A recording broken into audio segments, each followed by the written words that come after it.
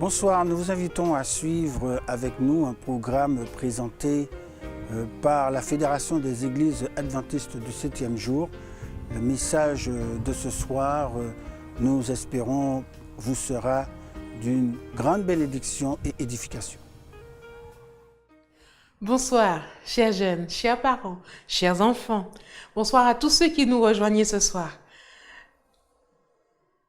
Avez-vous déjà essayé d'ouvrir quelque chose avec la bonne clé?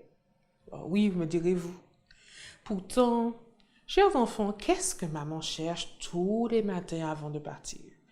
Ou que papa dépose n'importe où le soir? Haha, vous l'avez donné, des clés. Maintenant, je vais vous demander de m'aider. J'ai dans mon panier un cadenas. Et pour ouvrir mon cadenas, il me faudra la bonne clé. Facile, me direz-vous. Le cadenas, il est venu avec une clé. Allons voir si vous avez raison. J'ai un premier trousseau. Un deuxième. Un troisième. Et puis, il y a tout cela. Il y a une clé qui ressemble à la clé d'une armoire. Il y a une clé qui ressemble à un truc secret qu'on ouvre seulement dans des espaces particuliers. Vraiment, c'est pas tout le monde qui a cette clé-là, vous êtes d'accord? Et puis, il y a celle-là. Peut-être la clé d'une banque ou d'une boîte à trésor. Puis, il y a une toute petite. Vous pensez que c'est la bonne? On essaye?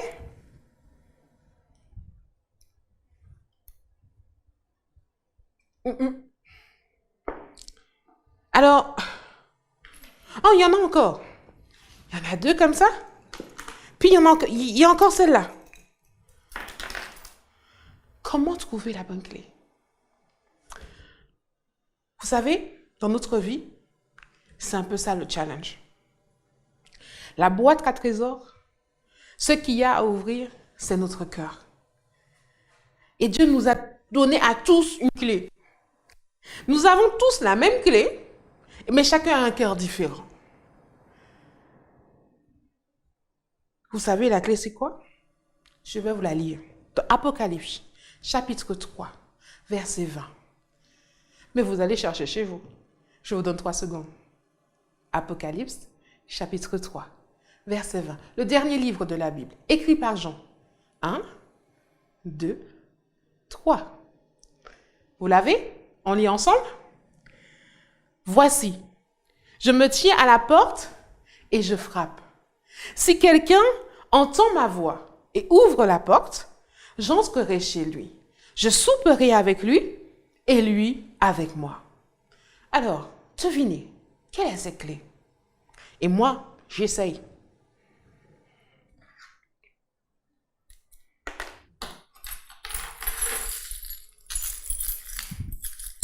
Le secret, c'est de trouver la clé qui a une forme de quoi?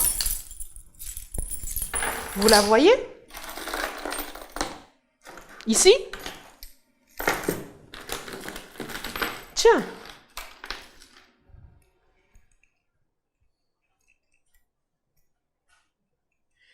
La clé pour notre cœur, c'est le libre arbitre. Le libre arbitre. Si vous ne savez pas ce que c'est, posez des questions à maman et à papa ce soir. Le libre arbitre, c'est la capacité de verrouiller ou de déverrouiller le cadenas. Jésus frappe à la porte de nos cœurs. Nous avons le choix de décider si nous ouvrons ou pas. Quel est ton choix? Ouvre-lui ton cœur et laisse-le t'aider. Vous voulez bien prier avec moi?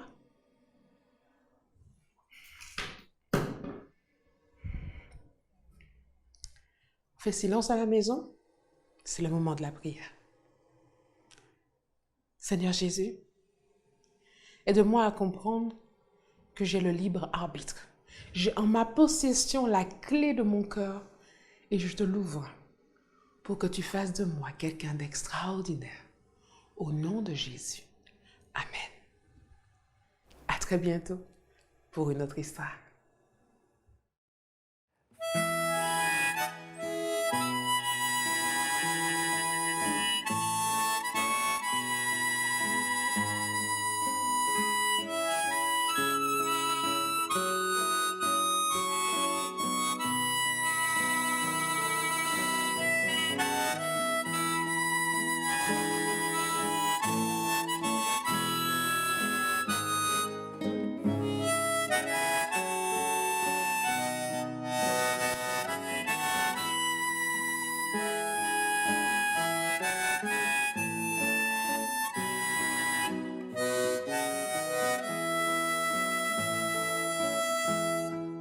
J'ai l'assurance de mon salut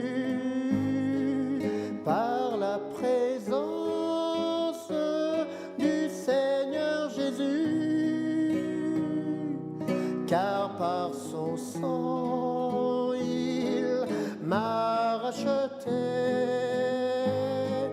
et l'Esprit Saint m'a régénéré.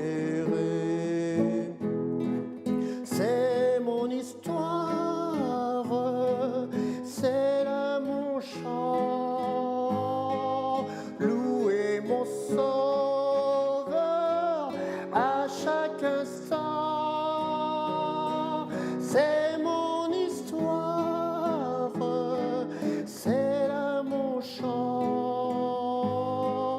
Louez mon Sauveur, louez mon Sauveur, louez mon Sauveur à chaque instant.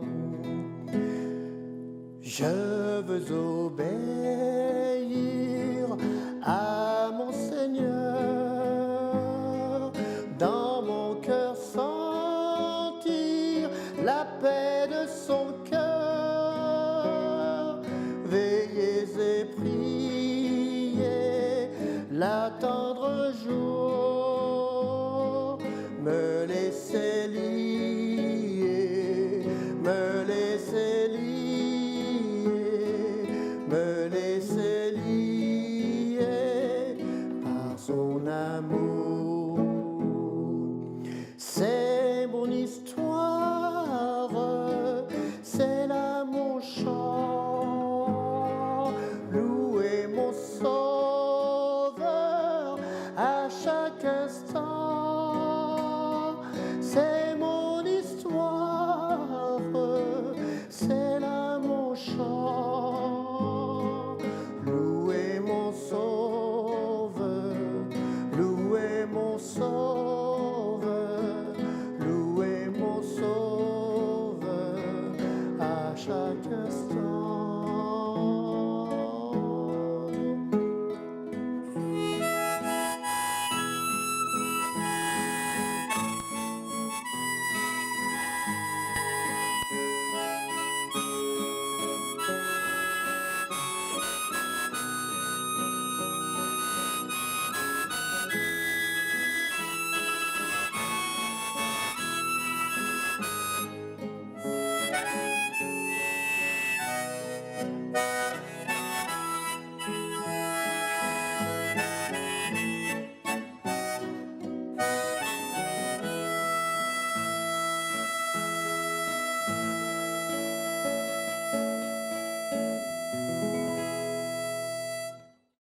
Chers amis auditeurs, bonsoir. Je vous salue au nom de notre Seigneur et Sauveur Jésus-Christ et je vous dis Maranatha, Jésus revient. Pour la réflexion de ce soir, je voudrais au nom du Seigneur, dans un premier temps, vous interpeller sur le comportement de notre société et vous mettre face à une réalité, la réalité de notre monde. Et dans un deuxième temps, je voudrais toujours au nom du Seigneur vous adresser cette promesse qui sont en fait des paroles d'encouragement et de réconfort face aux situations de la vie, face à la situation actuelle de pandémie que nous expérimentons aujourd'hui dans le monde. Mais avant de faire cela, je vous invite à invoquer avec moi par la prière le nom du Seigneur. Éternel, notre Dieu, notre Père, une fois de plus, assiste-nous en ce soir et que ta volonté soit faite au nom de Jésus. Amen. Chers amis auditeurs, comme je l'ai annoncé en introduction, je voudrais au nom du Seigneur vraiment vous interpeller sur notre comportement dans la société et attirer votre attention au travers de cette réflexion sur la réalité les réalités du moins qui nous font face. Alors que nous avançons et que nous nous tenons au seuil de l'éternité, nous sommes arrivés, chers amis auditeurs, à une époque de l'histoire de ce monde où chacun veut faire ce qui lui plaît. Personne ne fait ce qui plaît à Dieu. Personne n'est intéressé par les choses d'en haut. La parole de Dieu déclare au psaume 14, le verset 2 à 3, que l'Éternel du haut des cieux regarde les fils de l'homme pour voir s'il y a quelqu'un qui soit intelligent, quelqu'un qui cherche Dieu. La réponse qui est donnée doit nous interpeller tous, car la Bible déclare « tous sont égarés », dit le Seigneur. Tous sont pervertis. Il n'en est aucun qui fasse le bien, pas même un seul. Nous vivons, chers amis auditeurs, à une époque intéressante et amusante. Une époque qui reflète la préoccupation de Dieu présentée au psaume 14. Nous vivons, il est vrai, à une époque où nous voyons beaucoup d'humains, mais peu d'humanité. Nous vivons à une époque où les riches ont plus d'espace que d'enfants, et les pauvres ont plus d'enfants que d'espace. Nous vivons dans un temps où les smartphones nous rapprochent de ceux qui sont loin, mais nous éloignent de ceux qui sont proches. Nous vivons dans un temps où nous ouvrons Facebook plus que nous ouvrons le Saint-Livre. Nous vivons, chers amis auditeurs, à une époque où une mère célibataire peut s'occuper de 10 enfants, mais 10 enfants ne peuvent s'occuper d'une mère célibataire. Nous vivons dans un temps où les riches marchent des kilomètres pour digérer la nourriture, tandis que les pauvres marchent des kilomètres pour chercher de la nourriture.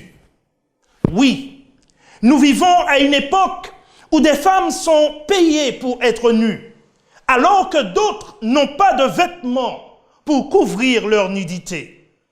Nous vivons, chers amis auditeurs, dans un temps où nos listes de contacts sont énormes, mais nos relations sont pauvres. Nous vivons dans un temps où nous possédons beaucoup, mais notre appréciation est moindre. Nous vivons à une époque où nous savons comment bien vivre, mais d'une manière ou d'une autre, nous avons oublié comment vivre bien. Nous vivons, chers amis, à une époque où beaucoup connaissent le prix de tout, mais ne valorisent pas tout. Nous vivons en effet, chers amis, à une époque étrange, où tout le monde pense à soi et peu aux autres. Voilà, chers amis auditeurs, le temps dans lequel nous sommes appelés à évoluer et à vivre en 2020. Et dans ces temps de trouble, nous devons faire tout ce qui dépend de nous pour glorifier Dieu et conduire les âmes à Jésus-Christ, le Sauveur de l'humanité. La parole de Dieu déclare dans le livre des Chroniques qu'il y a encore de l'espoir pour notre monde et que cet espoir se trouve dans le Dieu créateur des cieux et de la terre. Voici ce que déclare notre Dieu dans 2 Chroniques 7, le verset 14. Il dit ce qui suit. « Si mon peuple, sur qui est invoqué mon nom, s'humilie, prie et cherche ma face, et s'il se détourne de ses mauvaises voies, je l'exaucerai des cieux. Je, dit le Seigneur, lui pardonnerai ses péchés et je guérirai son pays. » Face à la situation de notre monde, qui s'est éloigné de Dieu en accord avec le psaume 14, et face à la pandémie de coronavirus qui ravage le monde aujourd'hui, voici ce que déclare notre Dieu. Si nous nous humilions, si nous invoquons son nom par la prière, si nous recherchons sa face, et si nous nous détournons de nos mauvaises voies, lui, le Seigneur, s'engage à nous exaucer des cieux, à pardonner nos péchés et à guérir notre pays. Chers amis auditeurs, face à un tel temps, à une telle époque où nous sommes dépassés par les événements, je crois que le temps est à la prière. C'est le temps de remettre individuellement nos vies entre les mains de Dieu, lui demandant de nous garder et de nous guider, de guider nos pas en ces temps difficiles par son esprit face à une telle réalité en 2020. Faisons confiance, chers amis, faisons confiance, chers auditeurs, à notre Dieu, qui n'est pas un homme pour mentir, ni un fils d'homme pour se repentir. Si nous suivons ses instructions, si nous nous humilions, si nous nous détournons de nos mauvaises voies, si nous invoquons son nom et recherchons sa face par la prière, ce qu'il a déclaré, il l'accomplira.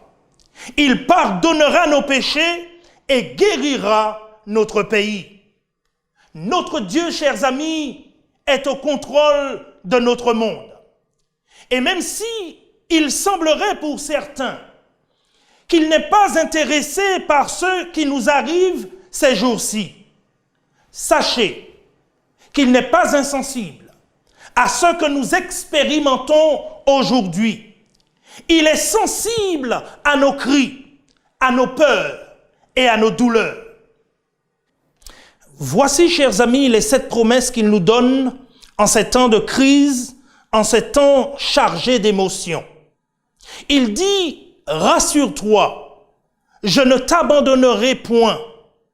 Si tu traverses les eaux, je serai avec toi. Et les fleuves, ils ne te submergeront point. Si tu marches dans le feu, tu ne te brûleras pas, et la flamme ne t'embrasera pas, car je suis l'Éternel ton Dieu, le Saint d'Israël ton serviteur. Ésaïe 43, les versets 2 et 3. Je te protégerai, dit le Seigneur, l'Éternel, celui qui te garde. L'Éternel est ton ombre à ta main droite. Pendant le jour, le soleil ne te frappera point, ni la lune pendant la nuit.